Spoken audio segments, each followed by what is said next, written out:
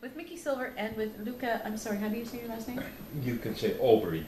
I will say Aubrey. Okay. Okay, thank you. And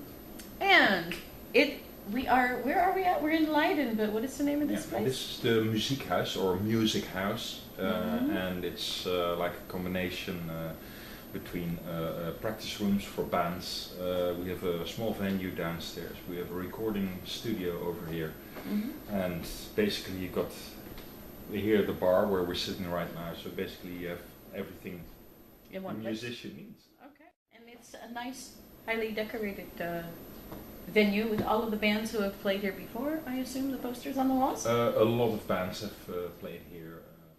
A very small sticker for the Royal Spuds. Royal Spuds, oh, yeah. It is very just small. Just beneath Larry and his flask. Well, they haven't played here yet. Yeah, you haven't played here yet. So you can upgrade like to a big poster once you play in. But you did record here. We do, yeah. That this is where Wanted Drunk or Alive was recorded. Yes, here it's the studio here in the back.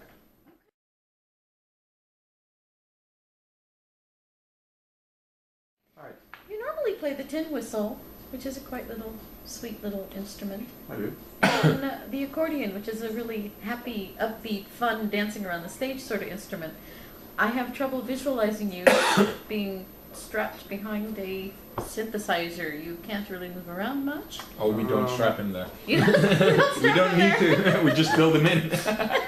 So how does this I do work? move around a bit. Okay. Sometimes. Okay. I have some parts in songs where I just lift it up and go walking around with it, but For real? yeah. Okay. Well, Sometimes. I don't know why I'm picturing a synthesizer being about as heavy as that piano over there in the corner. So it's a portable instrument, apparently. My synthesizers they're like this big. Oh. So. Okay. So you can also walk around with it. Okay. A bit. A bit. I have a little bit of trouble wrapping my mind around you playing a dark, dreary tones with all of the happy music that I know from the Royal Spuds. Even though some of the lyrics aren't always happy with the Royal Spuds, you put them always to a happy tune. This sounds to me like dark, low tones, as you described. What inspired you that you thought, no, this sounds like something I want to do?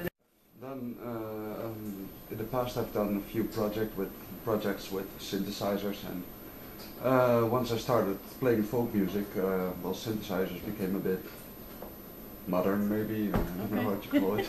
Yeah. They improved the quality. A bit too much for folk, for the usual folk things. Okay. So I just put them aside, and I started playing folk instruments, so the accordion and the tin whistle, and I really loved that. But well, I missed my synthesizers, and the people here, they started the electronic project, and I was like, oh, do you maybe need someone on keys? And they were like, yeah, you can come, and I was like, well, I'll try. And I dusted off my synthesizers and I brought them along, and it kind of worked out. And it worked. So, And now you're stuck. yeah. Yeah. No, Okay. it's like I really love to do synthesizer work, but in the folk scene there's no room for it, and in the Royal Spuds there's not really room for synthesizers.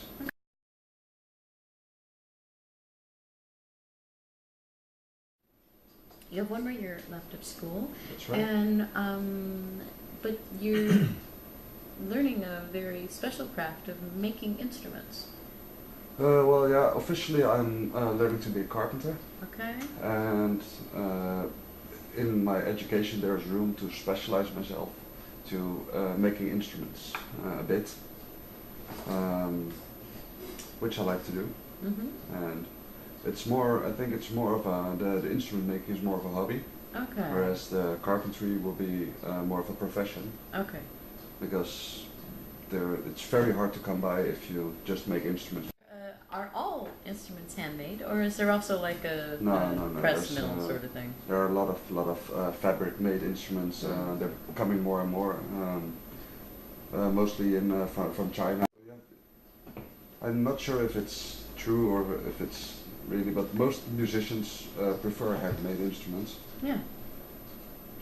Because of, well, the love used to create it, maybe, or the best thing about a handmade instrument is you can have it made especially for you.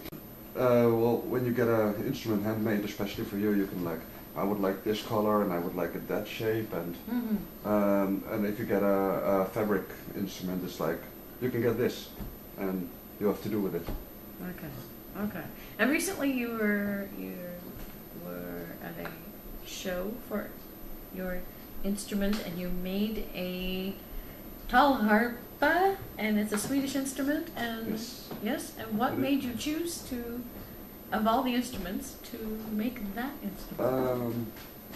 I saw Luca play the talharpa once, and I was like, oh, that's a cool instrument, and I did a bit of research on the internet, and well, they're hardly for sale anywhere. Yeah, oh, I've never heard of one until. No, I hadn't heard of it before as well.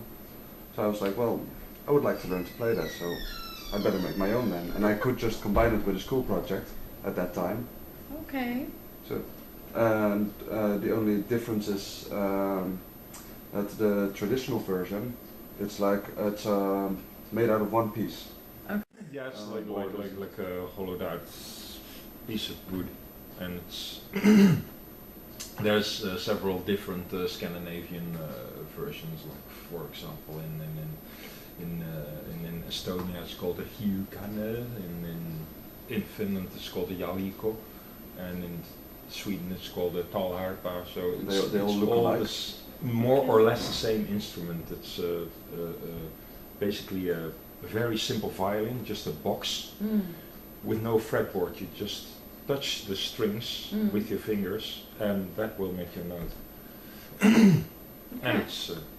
And you know how to play one? I can generate sound from it. Yes.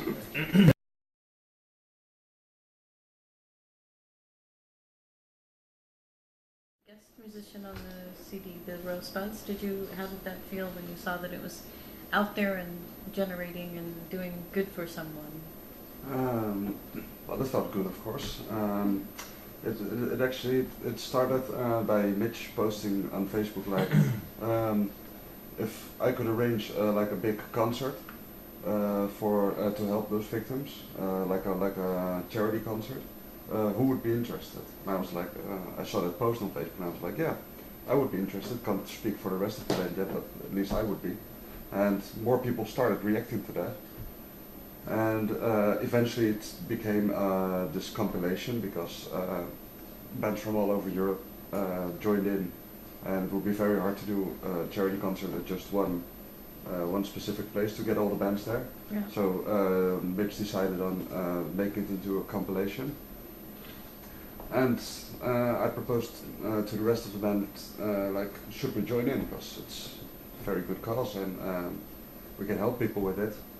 And everyone instantly agreed, and turned out, the project turned out to be, I think, quite successful. I bought the CD, and So did I. good for you. So we all did our bit. Did you buy one as well? No, I didn't. I got that part out. It has a lot of really nice music from all over, and I found that there's music from, I think it was actually from the Ukraine, but there a lot of the folk music is fun. You know, it just has a lot of, and there's a lot of unusual type of instruments, and I found myself going, I wonder what that sound is. Okay. Maybe there's a talharpa or a didgeridoo. So, but I'm trying to remember now. Was there a band from Russia as well?